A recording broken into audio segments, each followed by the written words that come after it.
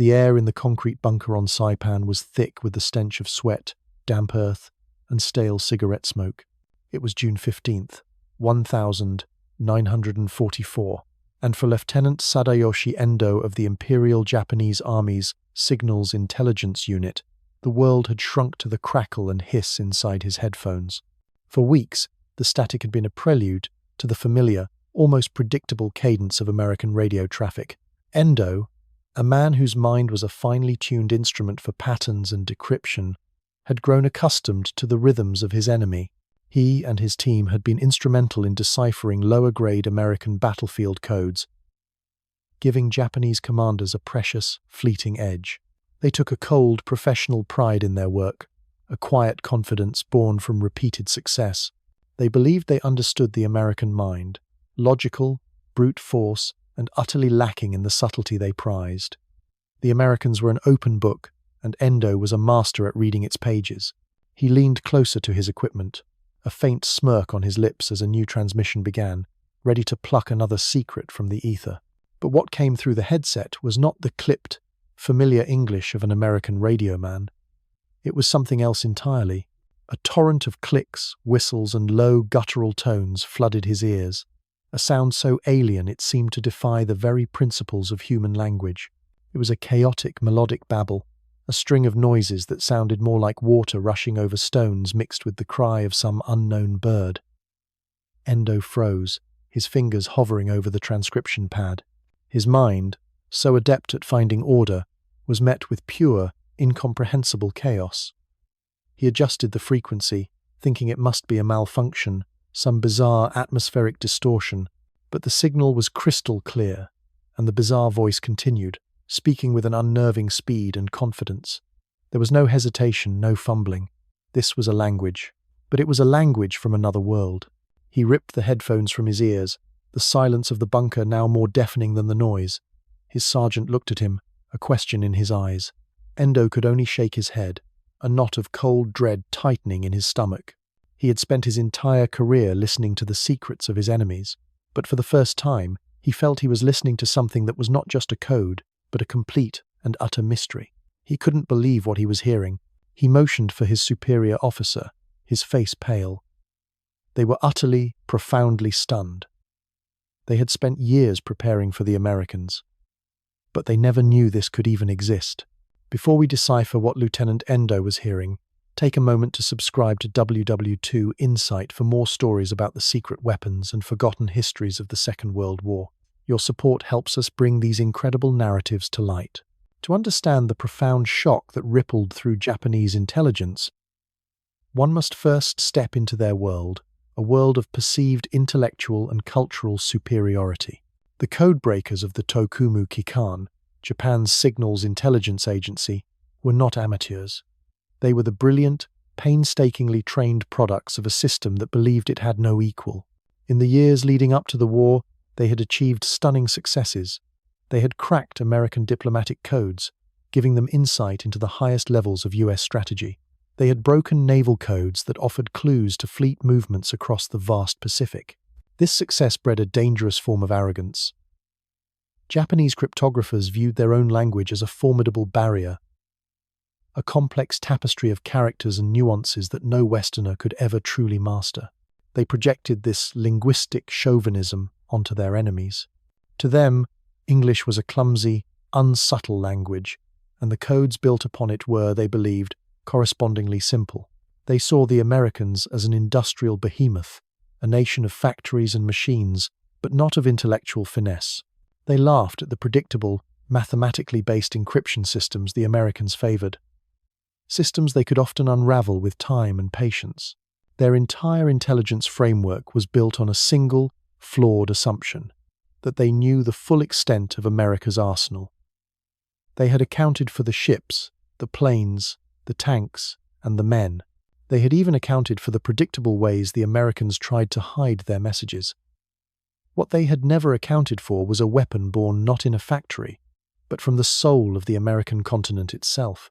Half a world away, in the sun-scorched landscapes of the American Southwest, the solution to this puzzle had been born not in a sterile laboratory, but from a childhood memory. The story begins with a man named Philip Johnston, an engineer and a World War I veteran, but Johnston was no ordinary American. He was the son of a Protestant missionary, and he had spent most of his childhood growing up on a Navajo reservation. He spoke their language fluently. It was a language he described as strange and difficult, a complex tonal tongue with a grammar and syntax that bore no relation to any European or Asian language. It existed in no written form and was spoken only within the confines of the Navajo Nation in Arizona and New Mexico. It was a language that had evolved in near-total isolation for centuries.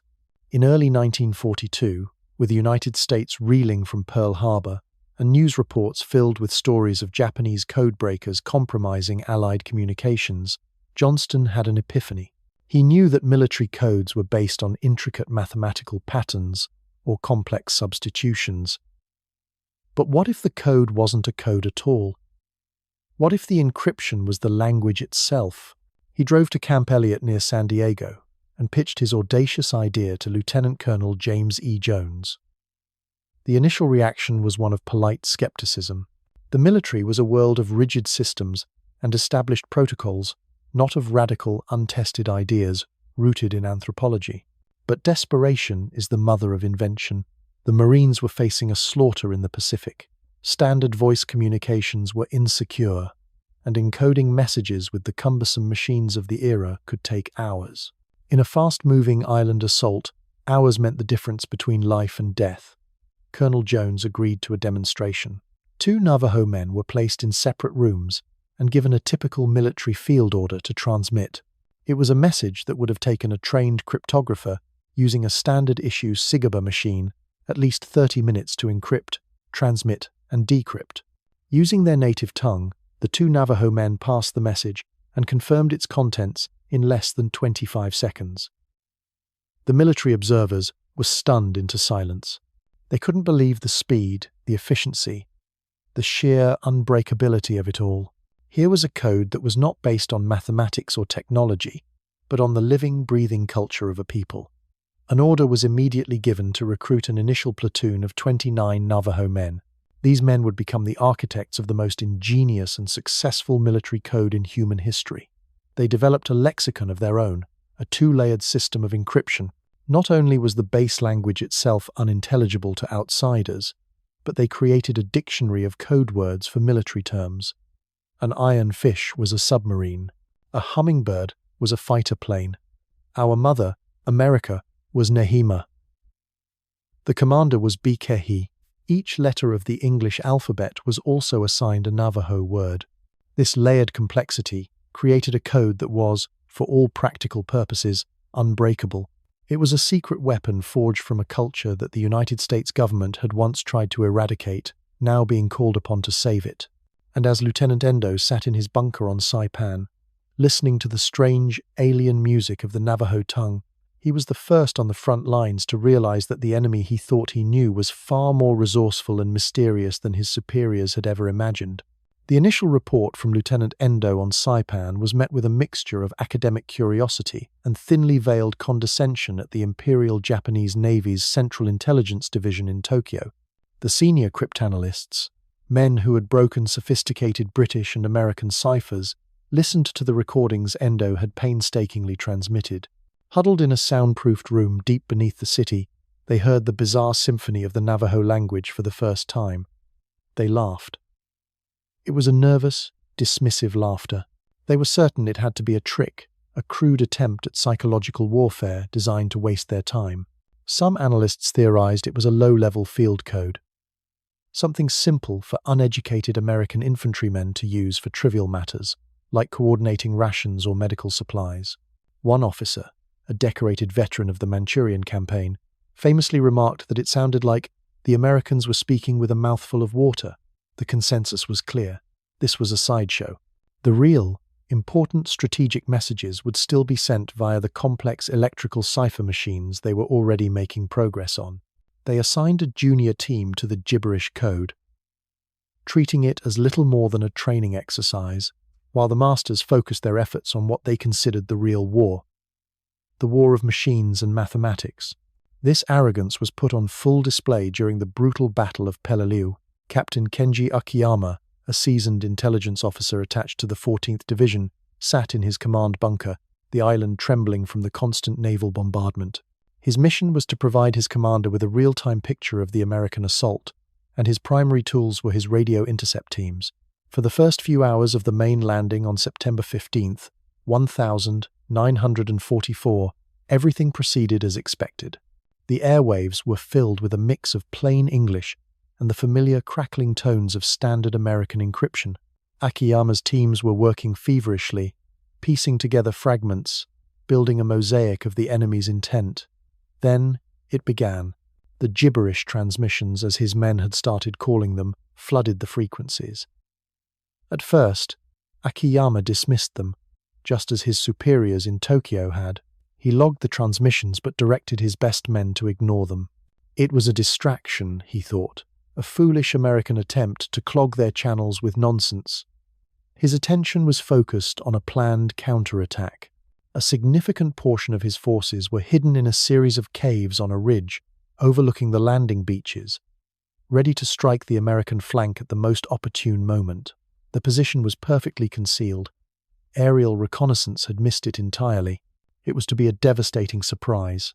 Then, through the cacophony, a brief, clear transmission in the unknown language was intercepted. It lasted no more than 30 seconds. Akiyama barely registered it, but less than 2 minutes later, the world outside his bunker exploded.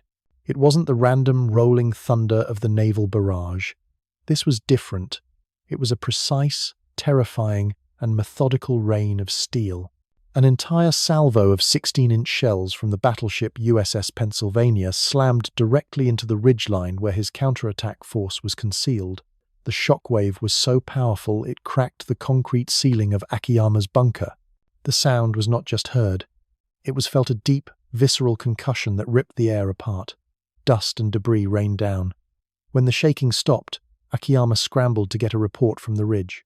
The radio was silent. All of it. The entire channel was dead. Akiyama felt a cold dread creep up his spine. It couldn't be a coincidence. The timing was too perfect. The accuracy too absolute.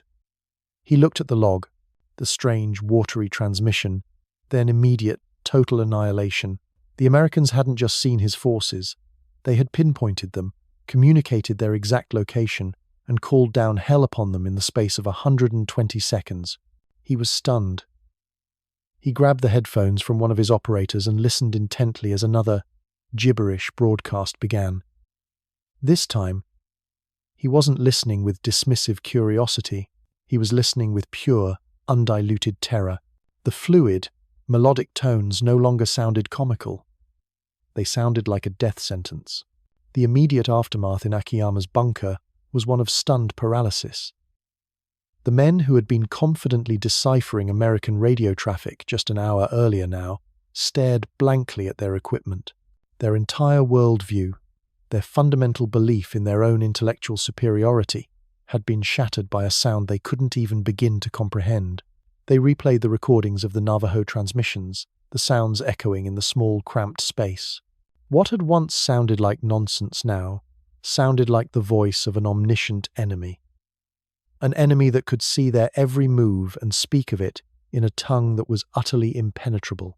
They were fighting blind and deaf against an enemy who could see in the dark and whisper commands across the battlefield with impunity. The psychological blow was more devastating than the physical one. It was the crushing realization that their sharpest weapon, their intellect, was useless. They had been prepared for a war of steel and fire, but they had stumbled into a war of words where they didn't even know the alphabet. Captain Akiyama looked at the pale, frightened faces of his men. Their confidence was gone, replaced by a new, terrifying uncertainty.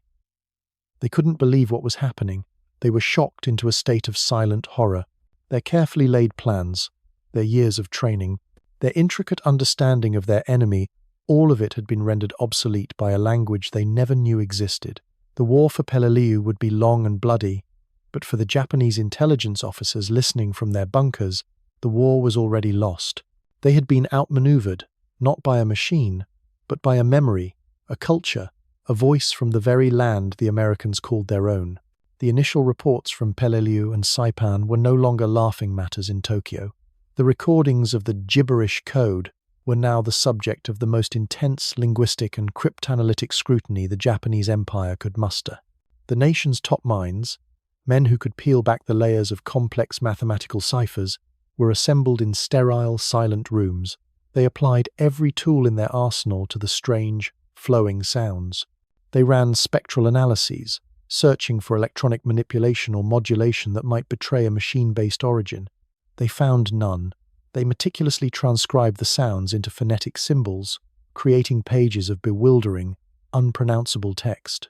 They searched for patterns, for repetition, for any statistical regularity that is the hallmark of all human language and, by extension, all codes. They found nothing. The language defied their logic. It had no recognizable roots in Asian or European tongues. Its grammatical structure seemed to have been designed by a madman, with verbs that changed their very essence based on the shape of an object being discussed. They were confronted with a perfect encryption system, one that had no key because it wasn't a lock. It was a living thing. The more they studied it, the more profound their confusion became. They couldn't believe that such a language could have been hidden from the world. This wasn't a system, it was a force of nature. What the brilliant minds in Tokyo failed to grasp was that this force of nature was indeed being turned into a system, a relentless and ruthlessly efficient part of the American war machine. The initial platoon of 29 Navajo recruits had swelled to over 400. These men were no longer an experiment. They were an essential component of every major Marine assault in the Pacific. They were trained not just in their native language, but in the brutal realities of combat radio operation. They learned to transmit under fire, to think with clarity amidst the chaos of battle, and to translate the complex terminology of modern warfare into their ancient tongue in a fraction of a second. A code talker, often with a bodyguard assigned to protect him at all costs, would be attached to every command level, from the battalion headquarters right down to the frontline companies. They became the synapses of the Marine Corps, the nervous system that connected the eyes on the front lines to the iron fists of the fleet and the Air Corps. For the Japanese soldiers and intelligence officers in the island garrisons, the result was a growing sense of dread. The strange language was no longer a rare anomaly. It was a constant presence, a ghost in their radios that heralded death from the sky and the sea. The bloody shores of Iwo Jima became the ultimate crucible for this new reality. For the Japanese defenders dug deep into the volcanic rock of Mount Suribachi, their commander, General Tadamichi Kuribayashi, had designed a masterful defense in depth. Their strategy relied on coordinated artillery and mortar fire, directed by forward observers who could decimate the Americans on the black sand beaches. This required fast, secure communication. Yet, from the moment the first Marines hit the beach, the Japanese communications network was thrown into chaos. Their radio frequencies were not just jammed, but hijacked by an enemy they could hear, but not understand. A Japanese forward observer in a pillbox, peering through a narrow slit, would see a Marine unit getting pinned down. He would grab his radio to call in a mortar strike on their coordinates, only to hear the channel already alive with the fluid, chattering cadence of the Navajo Code. He would listen, helpless, as the American radio man next to the pinned-down unit effortlessly called for support. Before the Japanese observer could even get his own message through, the response would come. A deafening roar would fill the air as shells from a destroyer offshore screamed in. Not in a wide barrage, but in a tight, brutally accurate pattern that obliterated the Japanese mortar pit he was trying to contact. This scene repeated itself hundreds of times across the island.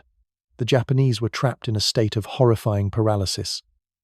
They could see the enemy's moves, but they were powerless to coordinate a response.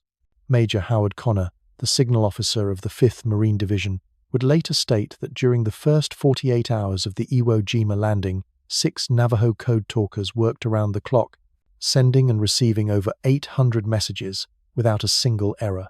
They directed artillery, guided troop movements, reported Japanese positions, and coordinated airstrikes with a speed and security that was simply unimaginable to their enemy. The iconic moment of the flag raising on Mount Suribachi was itself a victory secured by the code. The message, "Suribachi secured," was flashed back to headquarters not by a slow, vulnerable encryption machine, but through the clear, unbreakable voice of a Navajo Marine. For the Japanese defenders still fighting in the tunnels below, the sound of that language became the undeniable symbol of their defeat. It was the sound of American omnipresence. It was the sound of an enemy who could think and act as one, a seamless web of communication against which their own fractured efforts were futile. The watery, flowing sound they had once dismissed was the sound of their fortress being dismantled, piece by bloody piece. This relentless efficiency was on display again during the final great land battle of the war, Okinawa. Here, the scale of the fighting was even greater. The terrain more complex, and the need for rapid communication more critical than ever. The Japanese defenders, having learned from Iwo Jima, often resorted to using runners or fragile telephone lines, knowing that their radio broadcasts were utterly compromised. But they could not escape the sound. It was the constant, unnerving soundtrack of the American advance.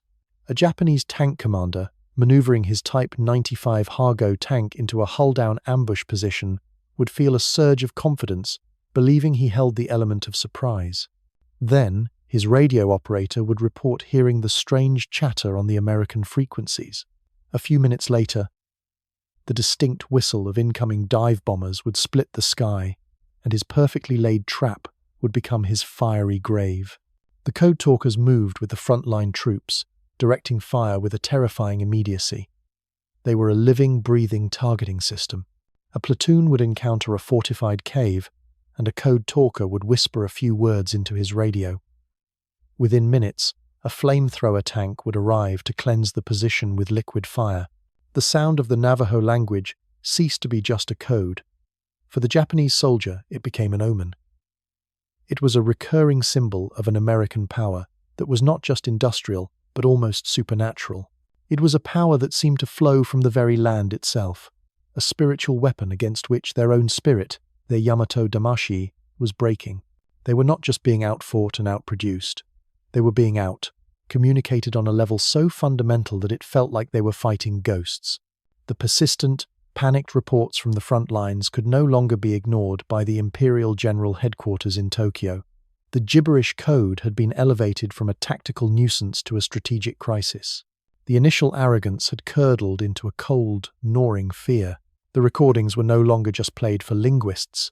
They were presented in hushed tones to generals and admirals, men whose entire careers were built on the predictable calculus of war.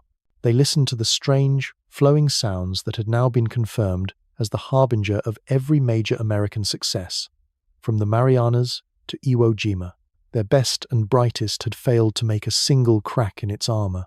In a desperate effort to understand, they turned to the one man they believed might hold a key, a captured American soldier of Navajo descent, Corporal Joe Kiyomiya.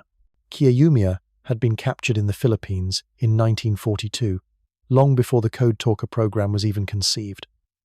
He was not a Code Talker, but he was a Navajo. Dragged from a brutal POW camp, he was brought before Japan's top intelligence officers. They played the recordings for him, their faces a mixture of hope and menace. They demanded a translation. Kiyomiya listened. He recognized his own language, the language of his childhood, the sounds of his home. But he was just as baffled as the Japanese. He could understand the individual words, turtle, ironfish, hummingbird, but the sentences were meaningless collections of nouns. Turtle, ironfish, hummingbird, our mother.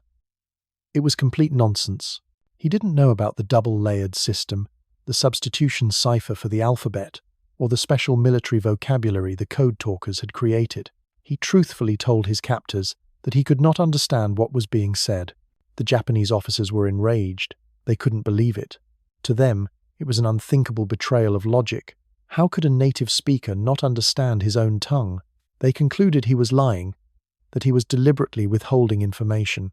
Corporal Kiyomiya was tortured brutally and repeatedly, but he could not give them an answer that did not exist. His tragic story became the ultimate testament to the code's genius. Even a native speaker, if he was not one of the initiated, could not break it. The Japanese High Command's best hope had led them to a dead end, leaving them more frustrated and terrified than before. Having failed to decipher the code, the Japanese military resorted to desperate, crude countermeasures on the battlefield. Their new doctrine was simple and brutal. If you cannot understand the message, kill the messenger. Orders were issued to specifically target American radiomen.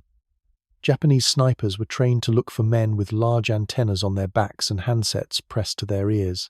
On islands like Okinawa, Marine radio operators suffered disproportionately high casualty rates. The Japanese believed that if they could sever the head, the body would wither. If they could silence the strange voices, they could restore the old, predictable order of battle. But this tactic was a bloody failure. For every code talker killed or wounded, there was another to take his place. The Americans, fully aware of the code's value, assigned bodyguards to the Navajos, often ordering these men to protect the code talker even at the cost of their own lives. Furthermore, the tactic of targeting radiomen was a double-edged sword. It forced the code talkers to be even faster, more concise, and more mobile, making them even harder to pin down. The Japanese snipers would reveal their own positions trying to get a shot, only to have that position immediately reported in the unbreakable code, bringing a swift and overwhelming response. The enemy's attempt to silence the code only amplified its effectiveness. For the average Japanese soldier, huddled in a muddy foxhole or a suffocatingly hot cave, the psychological impact was devastating. Their own communications were slow, unreliable, and frequently compromised. They lived in a state of constant uncertainty, never knowing where the next attack would come from. But the Americans, they seemed to know everything. The soldiers would whisper stories amongst themselves about the spirit language the Americans possessed. They spoke of how the enemy could call down artillery with pinpoint accuracy in seconds, how their tanks and planes seemed to move with a single mind. They could not hear the code themselves, but they saw its effects everywhere. They saw it in the perfectly coordinated assaults that shattered their defensive lines. They saw it in the way airstrikes would appear from a clear blue sky to obliterate a hidden ammunition dump that only a handful of them knew existed.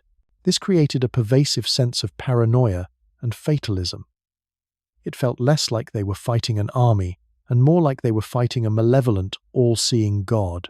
Their morale, already worn down by relentless bombardment and dwindling supplies, began to crumble under the weight of this invisible, unknowable enemy. They were stunned by the enemy's seeming omniscience. How could you fight an enemy who knew what you were going to do before you did? The American soldier was a formidable foe, but the unseen voice that guided him was something far more terrifying. It was the sound of their own defeat, broadcast across the battlefield in a language they would never understand. The end of the war in the Pacific was not just a story of atomic bombs and island-hopping campaigns. On a deeper, more fundamental level, it was the story of a catastrophic intelligence failure, a failure born from an ideology that could not comprehend the true nature of its enemy. The Japanese war machine was built on a foundation of racial purity and cultural supremacy, the belief in the unique, indomitable spirit of the Yamato people. They saw America as a mongrel nation, a chaotic collection of immigrants lacking a coherent spiritual core. They believed this was a weakness. They were profoundly, fatally wrong. The secret of the Navajo Code Talkers was more than just a tactical advantage. It was a devastating moral and intellectual rebuke to the entire Japanese worldview. The very weapon that had deafened and blinded their armies was forged from the cultural diversity they so arrogantly dismissed. America's supposed weakness, its pluralism, had been turned into its most unbreakable shield. It was a form of industrial might not measured in tons of steel, but in the unique and untapped resources of its own people. The ultimate demonstration of this power came during the 82-day inferno of the Battle of Okinawa. This was the high watermark of the Pacific War, an amphibious assault of staggering complexity, involving over 180,000 American troops. It was a battle of multiple fronts, of interlocking army and marine divisions, of naval gunfire support, and of constant, swarming air attacks. It was a coordinator's nightmare, a chaotic symphony of violence, where a single miscommunication could lead to thousands of casualties from friendly fire. And at the heart of this storm, serving as the calm, unwavering conductors, were the Navajo Code Talkers. Here, they operated on an unprecedented scale.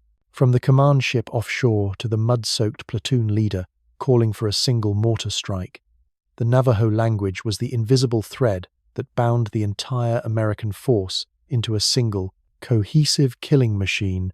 A Japanese commander, observing the American advance on the heavily fortified Shuri line, would be stunned by the impossible speed of their coordination.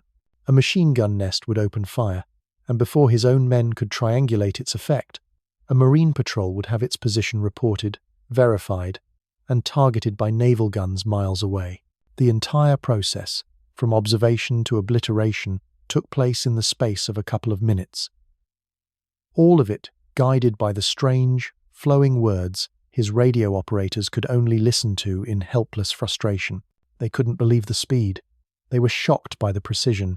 On Okinawa, the Japanese defenders witnessed the American military operating with a hive-mind consciousness, an instantaneous flow of information that allowed them to adapt and react to any threat with terrifying efficiency. A kamikaze attack would be spotted by a picket ship, and its course and speed would be relayed through a Navajo net, vectoring fighters to intercept it long before it reached the main fleet. An American tank would be disabled by a mine, and a code talker would communicate its exact location, not just for a recovery vehicle, but to warn every other tank in the area of the minefield's position. This was not merely a code. It was a living, breathing network that was faster, more flexible, and more secure than any mechanical system on the planet. For the Japanese High Command, listening to the reports from Okinawa was the final, crushing verdict. They had been defeated not just by bombs and bullets, but by the idea that a nation's strength could be drawn from its many, disparate parts, that a forgotten language spoken in a distant desert could become the decisive weapon in the world's greatest conflict. In the quiet aftermath of the war, the story of the Code Talkers remained a secret, classified for decades. The men who had been the voice of the Marine Corps returned home, not to parades, but to a nation that was still grappling with its own prejudices.